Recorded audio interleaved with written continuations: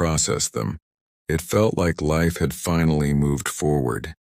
In the middle of all that excitement, his father stood quietly near the exit, watching his son with pride mixed with a sadness he never spoke about.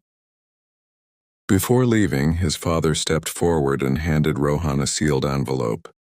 It was simple, slightly thick, with no name written on it. "Open it when you get time," his father said softly. Rohan smiled, hugged him quickly, and nodded. There was no emotional conversation, no dramatic moment. The envelope went into his bag, buried under wedding cards and gifts. At that time, Rohan didn't know he was holding something more valuable than all of them combined. Marriage brought happiness, but it also brought busyness.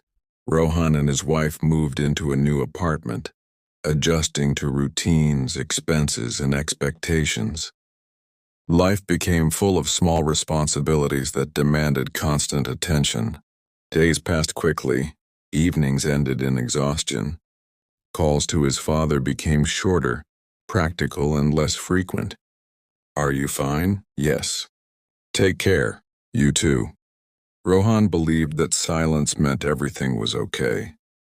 The envelope stayed in a drawer. His father lived alone after his wife's death. He never complained about loneliness. He never asked Rohan to visit. He believed his son was busy building a future and he didn't want to interfere. The house became quieter with time, but he accepted it as part of life. Love for him meant stepping back, not demanding attention. Months later, while searching for documents, Rohan noticed the envelope again. It looked older now, slightly bent at the edges. For a moment, guilt touched his heart. He thought about opening it, but decided to wait. "Tonight," he told himself. But work calls, dinner plans, and tiredness pushed the thought away. The envelope went back into the drawer unopened. That same night, his phone rang. The voice on the other end belonged to a neighbor. The words came slowly, carefully, as if kindness could soften their impact. Rohan's father had been found unconscious in his house. By the time help arrived, he was already gone. He had died alone. The world felt unreal. Rohan returned to the house he grew up in, now filled with silence. His father's shoes were still by the door. His glasses lay on the table.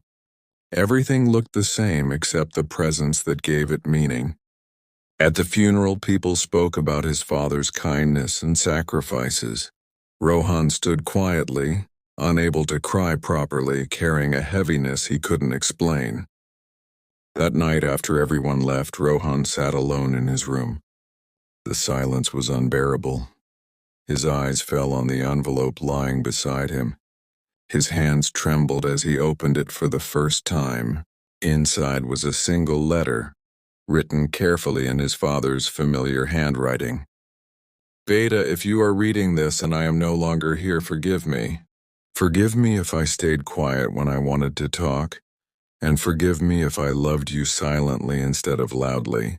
I never wanted to disturb your happiness or become a burden in your new life. I was always proud of you.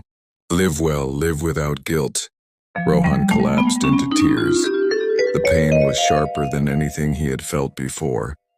His father had prepared for absence while still alive.